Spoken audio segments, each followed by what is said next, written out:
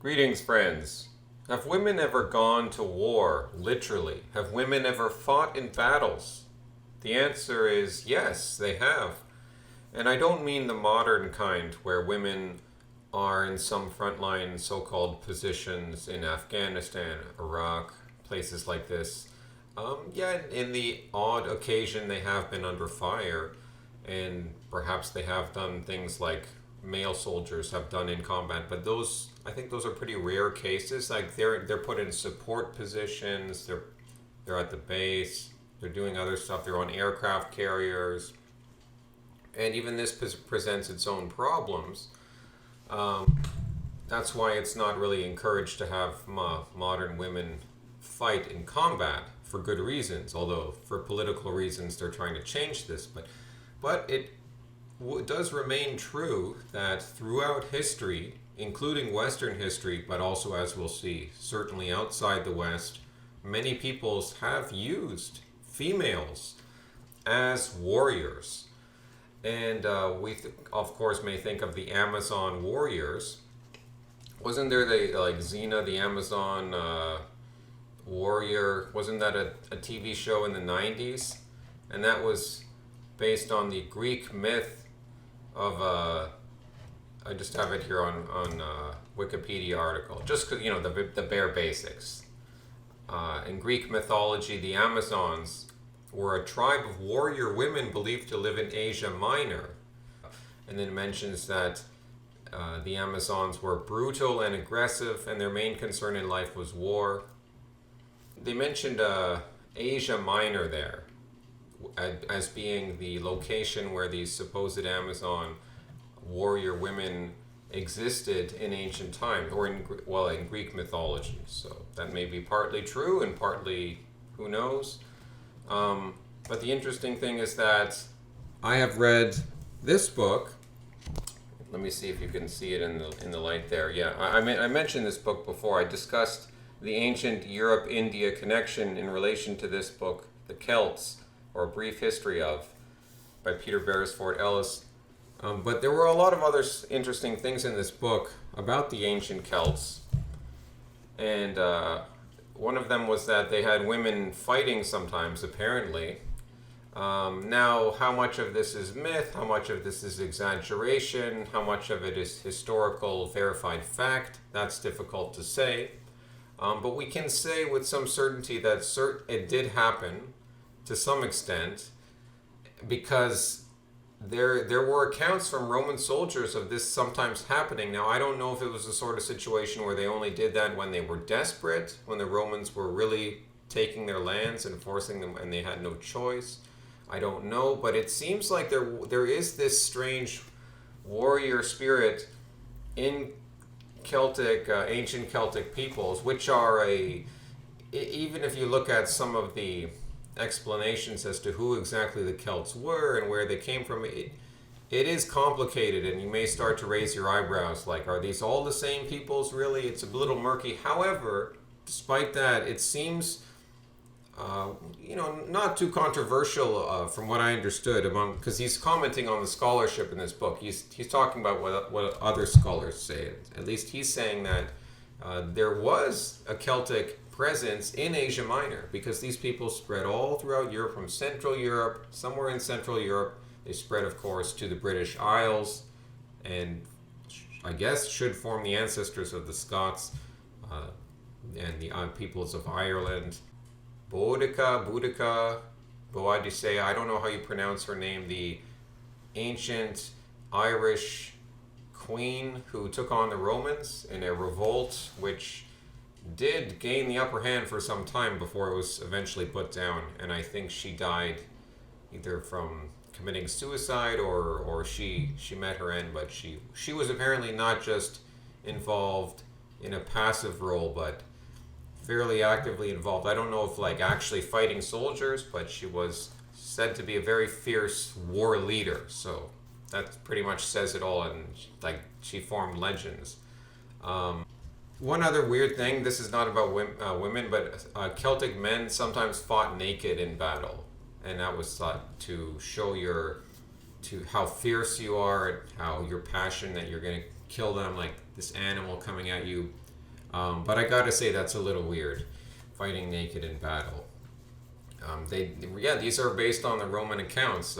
The last thing about the Celts, before I move on to some of these other examples, are there was even like a place for women in their mythology, I guess, their stories that they told, where warrior men go through a sort of initiation process, but they learn they learn how to fight from like these matriarchal figures who even present them with swords and stuff like that. And I'm always just scratching my head when I read these accounts. They just sound so strange to me. But so that's the interesting stuff like the Celts, and which does tie to Asia Minor, where the supposed Amazon tribe was. Now, where does the word when we think of the word Amazon, we also think of the Amazon jungle, which was named, I suppose, for the Amazon River, which was at least in part explored by, well, not the whole thing because it's enormous, but I guess in the beginning much of it was explored by. Yeah, the name Amazon is said to arise from a war Francisco de Orellana fought with the Tapuyas and other tribes. The women of the tribe fought alongside the men, as was their custom. And of course, Orellana derived the name Amazonas from the Amazons of Greek mythology described by Herodotus and Diodorus. Who knows how many tribes in the Amazon jungle have their women fight alongside the men? We still don't know a lot about the tribes that are out there. But that's all I can really say about the actual Amazon jungle. There doesn't seem to be much I can get. Well, the one that most interests me, which I'm going to talk more about maybe in the future, is from reading this book, The French Foreign Legion, A Complete History of the Legendary Fighting Force by Douglas Porch. This book came out in the early 90s. I got 256 pages into it, I believe, out of almost a 600-page book, roughly. No, a little more than 600 pages. It's a huge book. And it's a history, so it goes on, but some chapters are more interesting than others, but it's a very valuable book. It's a fascinating subject. I do recommend this book. I want to read a chapter in the future, not in this video, but I'm just going to briefly talk about one aspect of this chapter because it relates to women fighting in battle. This chapter, which I will do in a future video, is called They Fought Like Unchained Demons, the Legion in Dahomey. Now, Dahomey was in what is now Benin in West Africa, which is between present-day Nigeria and Togo. It's a sort of a narrow strip country, not too wide. And the French imperial force used the Foreign Legion, which is composed of different soldiers, but loosely fighting under the French flag, to go in there in 1892. They were having a dispute with the local kingdom of Dahomey and their king over a coastal access, over the coastal port city. They won. So basically the French ended up capturing that port, and then that provoked more hostilities, and then they ended up sending an expeditionary force in there. And again, it's a fascinating story, and I mean, talk about I gotta be careful what I say on YouTube, but talk about like march into the darkness, like expedition into the dark from the European standpoint. I mean, they won the campaign. I mean, they beat the kingdom of Dahomey. The French Foreign Legion, they had maybe 5,000-6,000 guys, and they were, I guess, well armed, but they were taking on like many thousands of these Dahomey soldiers, and they were marching through jungle and just all sorts of climatic, assault on them, and their baggage train and all, and they're relying on African soldiers. They're relying on Senegalese soldiers. Senegal's a different part of West Africa, far away, but they're still African. So it's like, can we always depend on our Senegalese troops? And in the end, they could. And then they've got a mix of different people in the Legion, and they're just coming under very tough assault from these Dahomean soldiers who are armed with guns as well, but not as well trained. They didn't have much artillery, And this is 1892, the summer, like August, I think around August 1892. This is when the campaign took place. So, and there was very fierce fighting with many of the soldiers running forward and getting very close, and a lot of their fighting had to do with like intimidation, like a show of force, even though it might not have been that well strategically planned out. And of course, as I've been building up to it, many of these assaulting soldiers on the front lines were women, and they were called the Amazons, and they fought topless, I believe, and they were powerful, strong women. And it's just it's a fascinating thing because I can actually verify that, like, African women. I've lived in West Africa. I've been to different places in Africa, and there are some powerful women there. Obviously, African men are going to be on average stronger than the women, but having said that, there are some very, very powerful African women with strong, big bones, and they could probably tear me limb from limb if they wanted to. They can carry all sorts of weights on their head and just walk around and pound all of this cassava or maize, just pound it in this mortar and pestle using a lot of muscle power. A lot of muscle power. And in the kingdom of Dahomey, I guess they had this class of women who was set aside. I don't know if they were displaced or orphans or they had some weird thing to get into that permanent class of warrior. Not quite like the Celtic model where it's like these are just tribeswomen who also happen to fight. Here it was like a bit more sophisticated, like they were actually set aside as a warrior class. And many of them would, when they were captured, would apparently commit suicide because they were very fierce, and obviously, so they have this almost like masculine sense of like battle, of not wanting to surrender. And interestingly enough, I've heard that back to Europe, but in the same topic of women committing suicide rather than be captured by the enemy. Apparently, some Germanic women did that. I don't know if that's a widespread thing, but in what I've come across, and I haven't done too much reading into the Roman Empire in regards to Germania or that general topic of the Roman Empire. But I have heard, loosely in these documentaries, you might hear something here and there, or in some account, that there were like tribeswomen that were very devoted to their people, that didn't want to, when their group was captured by the Roman soldiers, they would commit suicide before the Romans could take them. And it's like, wow, you couldn't say that about a lot of other women in the world, either now or back then. It would have been like, no, they would have gone along. And I mean, like when some of the British women were captured in Afghanistan, and I don't even mean modern Afghanistan, I mean like 19th century when the British went in there. When they lost some of their women to the enemy, they probably married, and I don't mean any dishonor on any women for doing that. That's just kind of naturally in their biology, their psychology is different. So the most women, they would just, you go along with it, and you'll have children with the enemy, and you'll just become a part of that tribe. That's what happened time and again over history. So, but in some cases, maybe in the Germanic case, and then as we can apparently see to some extent in the case of these Dahomean real life Amazons, like that's the closest thing we've seen in history to real life Amazons. The Celtic accounts are kind of murky.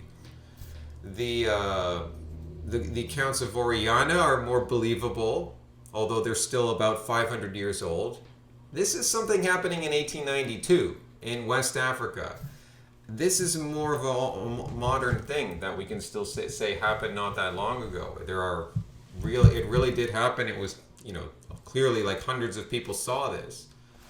And I'm not trying to discount the brutality of all this campaign. Of course, it was a brutal thing on both sides. Brutal, people dying, a lot of ugly stuff happening. But this just really weird thing going on. And to conclude this long video, I'll just say that no, I don't think women should be fighting. I think that's wrong. I think that shows that something is wrong with your society. And not to punch the kingdom of Dahomey too much. Not to punch them too much, but I just gotta add that they had slaves too. Apparently they had a slave class that was helping them produce all this palm oil from the palm nut, which they would export. That's why they wanted to fight with the French, because the French had captured their base for exporting this stuff, or for from ship, at least to trade, to benefit from that. So after I finished filming, I was thinking, are there any more notable examples? Because the list can go on and on forever. It can never end. You could find women partisans or women guerrillas fighting today. I don't know what's happened in the Middle East specifically. What does ISIS do? What happened in Syria? I mean, I'm sure. I know the Kurds, they used female soldiers they lived in northern Iraq. That was their sort of their homeland. I mean, you can give these people credit for having a very strong nation that sticks together. I don't know if ultimately putting your women on the front line is a good idea, but sometimes you have to survive when you're in tight circumstances. So I could understand the Kurdish situation, because they're surrounded probably by enemies.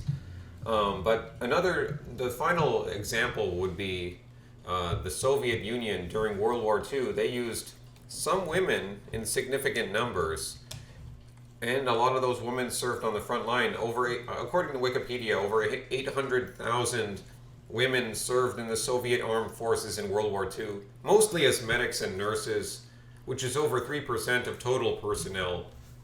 And then 89 of them eventually received the Soviet Union's highest award, the Hero of the Soviet Union. They served as pilots, snipers, machine gunners, tank crew members, and partisans, as well as in auxiliary roles. Few of these women, however, were promoted to officers. But of course you can't, I mean, they would have known, I'm sure these women would have known at the time that, yeah, we're not made for officers or generals, we're just here because of exceptional circumstances. Some of them were genuinely, tough women. Some cultures have tougher women and they can do this kind of stuff, but women are still women, men are still men. Warfare is traditionally the domain of men, for better or for worse. That's how God made us. Mark Felton, who has a channel where he focuses mostly on World War II, but he does other military history stuff. He does sort of like mini documentaries. He's really got a good channel there, and he did an episode on this Russian sniper. I forget her name, but she had somewhere between 16 to 30 kills, and she was in command of a platoon, or even more, a larger body of troops, which might have been mostly female troops, I guess. So they were put on the front lines with the Germans in Stalingrad and other places. And it's interesting, some of these female snipers apparently were very cool-headed and could perform well under fire. It's not what you would typically think of. But at the end of the day, these exceptional cases prove the rule that men and women are different. But we can appreciate these exceptional cases, but we can recognize the general pattern is these women are less than 0.5% for sure of all women, probably a tiny fraction. These Soviet women in war, this almost doesn't deserve to get onto the list of being a female warrior, because that female warriors, the word warrior implies a warrior class. The Soviet Union bringing women into combat roles. This is more of the modern era. We can no longer speak of warriors. Hasta luego, amigos.